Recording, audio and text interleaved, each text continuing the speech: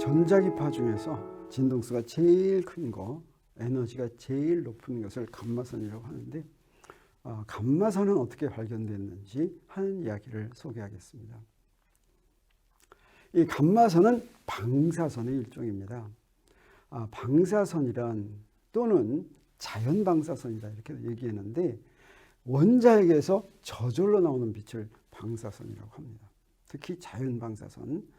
이 자연방사선은 알파선, 베타선, 감마선 세 종류로 구성되는데, 이 중에서 감마선만 전자기파입니다. 이 방사선은 프랑스 사람인 베크렐이 렌트겐이 X선 발견한 얘기를 듣고 자기도 비슷한 종류의 빛을 찾으려고 하다가 우연하게 발견하게 된 것입니다. 그래서 X선이 안 나왔더라면 방사선도 안 나왔을지도 모릅니다. 렌트겐이 X선 발견하고 갑자기 시골 학교에 있던 별로 별 볼 일 없던 사람들이 갑자기 유명해졌죠. 근데 이제 앞으로 보겠지만 베크렐은 그렇지 않은 사람이었어요. 그래서 자기가 뭔가 발견했다 이렇게 생각했습니다. 이제 방사선 처음에 알파선, 베타선, 감마선 이렇게 이름 붙인 게 역시 뭔지 몰라서 처음에는 그랬는데, 나중에 알고 봤더니 알파선은 뭐였냐? 알파선은 헬륨 원자핵이었습니다. 헬륨 원자핵은 그 안에 양성자 2개, 중성자 2개 들은 것이죠. 베타선은 전자였어요. 전자들의 흐름입니다. 그리고 감마선이 이것이 전자기파인데, 이 세 개 중에서. 그래서 이것들이 전부 다 어디서 나오는 거냐면 원자 핵에서 나옵니다. 이 방사선을 발견한 베크렐은 어떤 사람이냐? 프랑스 사람입니다. 그래서 이 사람은 방사선 발견한 공로로 3회 노벨 물리학상 받았어요. 이 사람이 왜 자기가 뭔가 더 렌트겐보다 더 멋있는 걸 발견해야 된다고 생각했냐면, 이분은 물리학자 집안입니다. 할아버지, 아버지, 그리고 아들까지 전부 다 뭘 연구했느냐? 광석 중에서도 인광과 관계된 것을 연구했습니다. 그래서 집에 인광 광석도 굉장히 많았어요. 그런데 렌트겐이 어떻게 해서 X선을 발견하게 됐습니까? 스크린에 형광물질을 발랐었죠. 그래서 X선이 형광물질에 쪼인 다음에 거기서 나오는 빛을 보고서 발견했습니다. 그렇다면 이제 형광물질과 비슷한 게 인광물질인데, 나도 그렇다면 그 인광물질 중에서 또 다른 아주 멋있는 걸 발견해 보고 싶다 이런 생각을 한 거죠. 그렇게 하다가 전혀 예상과는 달리 인광물질하고는 사실 아무런 관계도 없는 그런 방사선을 1896년에 우연히 발견하게 됩니다. 그랬는데도 사람들이 별로 관심을 표하지 않았어요. 그래서 몹시 실망했습니다. 그런데 어떻게 1896년에 발견했는데 1903년에 노벨상 받았죠. 어떻게 했느냐? 베크렐 혼자 했더라면 못 받았을 거예요. 이 베크렐이 발견한 것을 베크렐선이라고 했는데, 이 베크렐선을 누가 관심을 가졌냐면 유명한 퀴리 부인이 관심을 가졌습니다. 그래서 퀴리 부인이 베크렐선이 어디서부터 나온 것인가 하는 것을 조사했어요. 그 조사하는데 굉장히 어려웠습니다. 그래서 그 조사에서 베크렐선의 원인, 즉 방사선의 원인을 규명함으로써 이것이 얼마나 중요한 것인가 하는 것을 알게 되고, 그다음에 이제 노벨상을 받게 됐습니다. 그러면 이때 얘기한 형광물질과 인광물질이 무엇입니까? 둘이 비슷한 성질인데 약간 차이가 납니다. 형광물질은 뭐냐면 빛을 쪼여주면, 어떤 물질이 있는데 어떤 물질에다가 빛을 쪼여주면 거기서부터 다시 가시광선이 나오는데, 쪼여준 빛과 똑같은 빛이 나오는 것이 아니라 쪼여준 빛보다 진동수가 더 작은 빛이 나옵니다. 그래서 자외선을 쪼여줘도, 안 보이는 자외선을 쪼여줘도 또는 X선을 쪼여줘도 그보다 진동수가 더 작은 가시광선을 내는 그런 물질이고, 자, 이런 것들이 있습니다. 이 형광물질은 아주 16세기부터 알려졌는데 광범위하게 응용이 돼서 잘 이용이 됐었죠. 그래서 렌트겐이 스크린에 사용한 것도 바로 이 형광물질이었습니다. 그러면 인광물질도 비슷하게 물질에다 쪼여주면 가시광선 나오는 건 비슷한데 무엇이 다르냐? 이것은 일정 시간이 지난 후에 빛을 냅니다. 그래서 야광, 밤에 이게 보이는 거 있죠. 밤에. 이거 낮에 빛을 받았다가 좀 거기 안에 포함하고 있다가 밤에 빛을 내는 겁니다. 그게 인광이에요. 그래서 형광물질은 바로 빛을 낸다면, 받은 빛보다 작은 진동수의 빛을 바로 낸다면, 인광물질은 받은 빛보다 진동수가 작은 놈을 좀 뜸을 들였다 내는 거죠. 그래서 이거 반딧불인데 반딧불이도 바로 인광 현상을 이용한 것입니다. 그리고 우리 밤에 길 보면 이렇게 표지판 같은 게 잘 보여야 되겠죠. 그런 도료도 어떠냐? 여기에 인광물질인 황화아연을 섞어 놓으면 그런 인광도연을 만들어서 밤에 이렇게 그 표시가 잘 보이도록 이렇게 만들 수가 있습니다. 자, 그러면 베크렐은 어떤 실험을 하게 되느냐? 렌트겐의 실험 소식을 들었습니다. 렌트겐의 실험 봤더니 핵심이 뭐였냐면 이런 거였어요. 형광물질에 X선을 쪼이니까 스크린에다가 형광물질을 발라놓고 X선을 쪼였어요. 그랬더니 거기서 뭐가 나왔습니까? 우리 눈에 보이는 가시광선이 나와가지고 거기 뭐가 있다는 걸 알았죠. 그래서 베크렐은 이렇게 예상해 본 겁니다. 그 반대, 가시광선을 인광물질에 쪼일 것 같으면 거기서부터 X선이 나오지 않을까, 뭐 이런 이제 생각을 한 겁니다. 그래서 그러면 그 X선 같은 X선이 똑같은 X선이 나오는 게 아니라 그런 비슷한 거, 이상한 빛을 방출하지 않을까. 여기서 이상한 빛이란 X선의 어떤 성질을 갖는 빛이냐면 어때요? 물체를 투과해 가지고 그 안에 뭐가 있는 거 알아내는 그런 거죠. 그래서 이상한 빛이란 뭐냐면 사물을 투과하는 그런 빛이 있는 걸 찾아내는 거였어요. 그래서 베크렐이 어떻게 실험했느냐? 이렇게 실험했습니다. 네, 처음에 어떻게 했냐면 사진 건판을 검은 종이로 쌌습니다. 렌트겐은 크룩스관을 쌌죠. 이번에는 사진 건판을 두꺼운 종이로 쌌어요. 따라서 사진 건반에는 어떤 것만 인화가 될 거냐면 그 두꺼운 종이를 투과하는 이상한 빛이 인화되겠죠. 가시광선은 들어가지가 않죠. 그래서 나중에 현상을 해봐가지고 거기에 뭐가 있으면 이상한 빛이 들어갔다는 이런 증거가 되겠습니다. 그래서 어떻게 했냐면 검은 종이로 둘러싼 사진 건반 위에 인광물질을 올려놨습니다. 그리고 인광물질에서 이상한 빛이 나오게 하려면 햇빛을 쪼여줘야 되죠. 그래서 햇볕 아래 여러 시간 놓아둔 다음에 여기다 사진건만 넣고 사진건만을 둘러쌌습니다. 검은 종이로. 거기다 인광물질을 넣고 이걸 갖다가 어떻게 해요? 햇볕 아래 놨었어요. 오랫동안 놔둔 다음에 그 다음에 이제 현상을 했습니다. 현상을 했더니 어떻습니까? 실제로 이런 감광이 된 걸 봤어요. 네. 그래서 이 형태는 뭐냐면 그 위에 올려놓은 인광물질과 똑같은 형태가 나왔어요. 그러니까 기분이 좋았죠. 기분이 좋았습니다. 그래서 렌트겐의 X선이 맞는 것과 같은, 이렇게 선명하지는 않지만 이런 걸 했어요. 그래서 뭔가 나오는구나. 이상한 빛이 나오는구나. 그래서 기분이 좋았죠.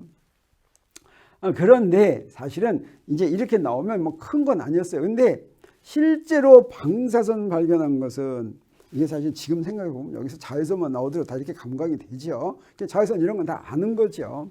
그런데 1896년 2월 24일 날 이 실험을 했는데 우연히 방사선을 발견한 계기가 된 것이 뭐냐면 이런 것이었습니다. 그래서 1890년 2월 24일 날 자, 이런 거 발견했다라고 이제 프랑스 과학회에서 발표를 했지만 이건 뭐 사람들이 크게 관심은 안 끌었죠. 근데 무슨 일이 벌어졌냐면 저 발표한 다음에 계속해서 사진 건반을 이렇게 검은 종이로 둘러싸 가지고 이제 매일매일 좀 이렇게 해가지고 실험을 하려고 했는데 2월 26일과 27일 이틀 사이에 무슨 일이 벌어졌냐면 원래 파리가 날씨가 좀 흐린 날이 많죠. 그래서 이때는 비가 와가지고 이 인광물질을 햇볕에 내다 놓을 수가 없어서 그냥 서랍 속에 이틀 동안 넣어놨어요. 이게 너무 오래 넣어놨으니까 이거 이제 버리려고 그랬는데 버리기가 아까우니까 어떻게 했느냐. 3월 1일 날 이거 그냥 서랍 속에 넣어놨던 거 햇빛 전혀 안 비친 겁니다. 이걸 갖다 현상을 해봤습니다. 그랬더니 어떠냐. 똑같은 모양이 나왔다라고 하는 거예요. 그래서 햇볕하고는 상관이 없다라고 하는 거죠. 이렇게 우연히 사실은 하게 된 겁니다. 인광의 성질하고는 전혀 상관없이 햇볕과는 상관없이 그 안에서 이런 이상한 빛이 나온 것입니다. 왜 그랬냐면 운이 좋았어요. 인광물질 중에 어떤 원소를 포함한 인광물질이었냐면 우라늄을 포함한 것이었습니다. 우라늄 염. 이 인광물질이었어요. 그걸 갖다 한 거예요. 그래서 여기서 나온 건 뭐냐? 햇빛을 받은 인광 형상이 아니라 우라늄에서 나온 방사선이었습니다. 그래서 이렇게 우연히 베크렐선을 발견한 것입니다. 그래서 발견하니까 이제 기분이 좋았죠. 그래서 발표를 했는데, 그런데 발표했더라도 별로 사람들이 관심을 나타내지 못했습니다. 그래서 베크렐도 풀이 죽었어요. 볼 것 같으면 베크렐이 발표할 때 어떠냐면 1896년은 열심히 해서 7편이나 논문을 발표했어요. 1897년에는 2편, 1898년에는 발표하지도 않았어요. 이제 의기소침하고 우울증까지 걸렸다, 이런 이야기가 이제 전해 오지요.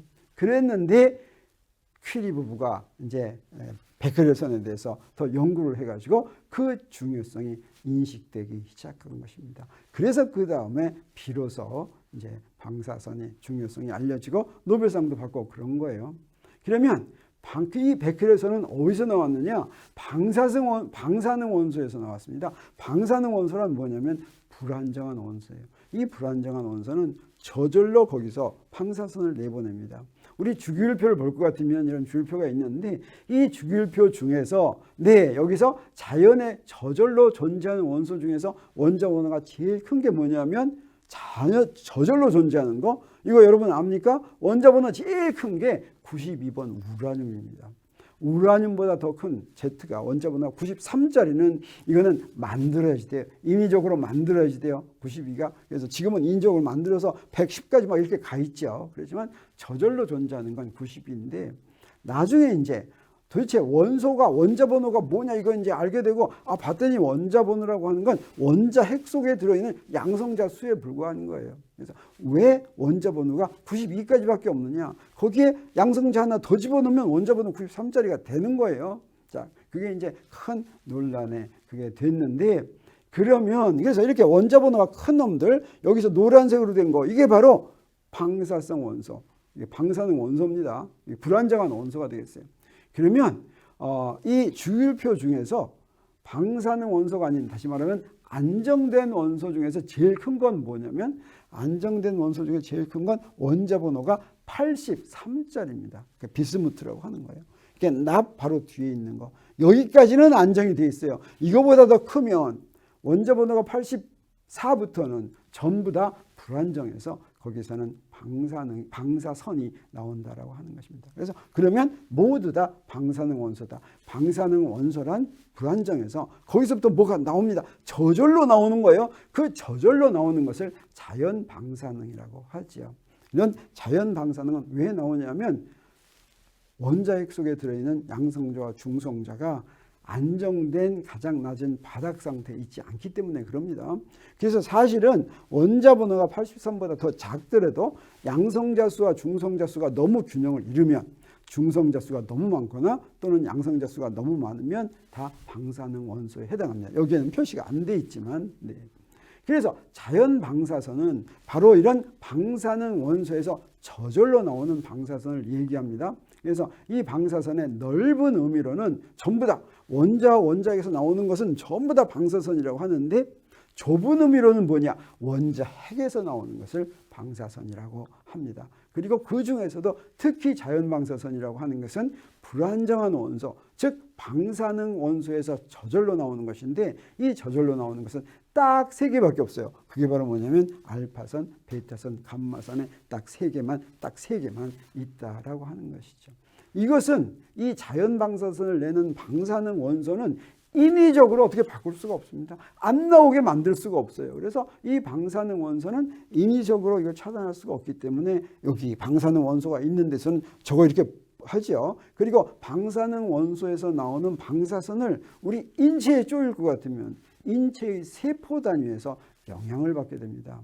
그래서 돌연변이가 일으킨다든가 암의 원인이 된다든가 하는 거죠. 그래서 이 표시로 그 주위에 방사능 원소가 있다고 하는 것을 알려서 그 근처에 가지 않도록 그렇게 하죠.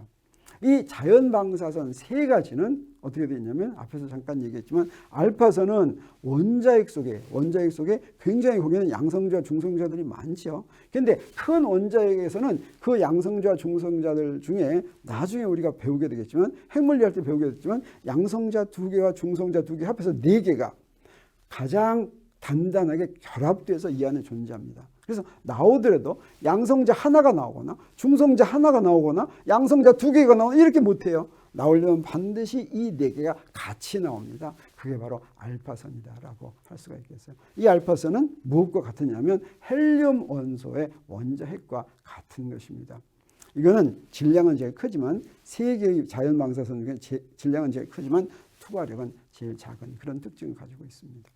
그리고 베타선은 원자핵에서 전자가 나오는 것인데 원자핵 속에는 전자가 안 들어있어요. 그런데 중성자가 양성자로 바뀌면서 전자가 나오는데 이때 이 전자는 원자핵 속에 들어있을 수가 없기 때문에 그냥 나오는 거예요. 그러면 원자핵 속에 있는 중성자가 왜 양성자로 바뀌느냐? 원자핵 속에서 안정된 상태로 가는데 중성자가 양성자로 되는 게 더 유리하면 언제든지 바뀝니다. 또는 양성자가 중성자로 되는 게 유리하면 언제든지 바뀌어요. 그러면 중성자가 양성자로 될 때는 전자가 나오고 양성자가 중성자로 될 때는 양전자라고 하는 것이 나오죠. 이게 바로 베타선이다라고 하는 것입니다. 그리고 감마선은 뭐냐? 감마선은 우리가 앞에서 한번 첫 시간 같은데 한 적이 있었죠. 나중에 우리가 하게 되는데 원자의 상태가 전자들이 높은 에너지 준위에 있다가 낮은 에너지 준위로 떨어지면 그 사이에 이렇게 전자기파가 나오는데 그것과 꼭 마찬가지로 감마선도 원자핵에서 높은 에너지 준위가 있다가 낮은 에너지 준위로 떨어질 때 그때 전자기파의 형태로 에너지가 나오는 것입니다. 그래서 이때 여기서 나오는 에너지는 원자에서 나오는 에너지에 비해서 굉장히 큽니다. 한 100만 배쯤 되는 거예요. 그래서 이게 바로 감마선이다라고 하는 것이죠. 이렇게 해서 베크렐이 우연히 감마선을 발견했습니다.